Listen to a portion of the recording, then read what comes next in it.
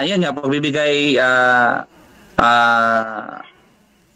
halaga no, sa mga contribution na kababis privilege ng mga lola natin, yun maka-avail ng libreng antipara. Sabay ito sir, sa giving din ng maternity kit na on March 18.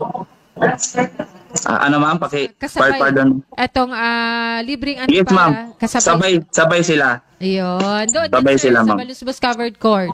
Balusbos din ma'am, balusbos. Pero meron na po tayo, hindi po walk-in ito, meron po kayong na-identify na listahan na po. Baka ma-misconception ng mga... Meron na ma'am. Meron na na-identify na mga list ma'am. Kasi prior to that distribution ma'am, nagkaroon na kami ng nasukatan na sila. Okay. Doon sa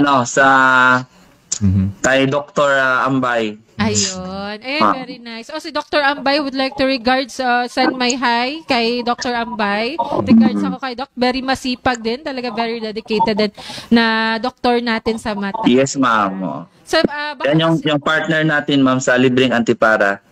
We are very thankful sa kanyang generosity. Binigyan yung discount yung mga senior citizen. Yun, wow. Thank you, Doc, ha. Maraming salamat. Naging party din si Doc nitong pagtutulong ng ating Municipal Population and Gender Office sa ating mga senior citizen. Ayun. But ito ha, baka nakikinig yung ibang senior citizen dyan at magtampo, baka sabihin nila na mag-walk-in din sila on March 18. Meron na pong identified.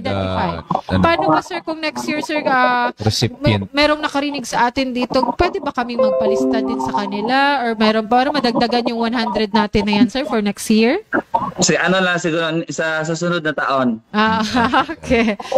Kasi daming maiinggit niyan, sir. Sa binalita mo ngayon, talaga ako natutuwa, sir, at meron kayong mga ganitong binibigay on programa para sa ating... Actually, ma'am, last pre-pandemic, bago yung pandemic, nagkakaroon na kami ng libreng antipara. Wow. Nagkaroon kami ng dry run doon kung paano ba yung impact doon sa society na yung libreng antipara. Nakita namin na very positive yung impact doon sa society, sa kabaranggayan, sa communities natin. Kasi yung mga senior citizen, yung feedback nila,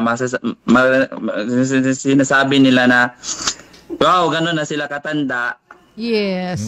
Yan pala nakatanggap ng libre. So doon kami parang, ang emotion ba nila talaga. Heartfelt nila. Very touching yung emotion nila na sinasabi na, wow, sa tanda na namin ito, ngayon pala kami nakatikim ng libre. Minsan niya, may umiiyak dyan. Yes. Na senior citizen. Yes. So doon namin nakita na kailangan talaga ituloy kasi yun nga, yung impact doon is maganda, positive.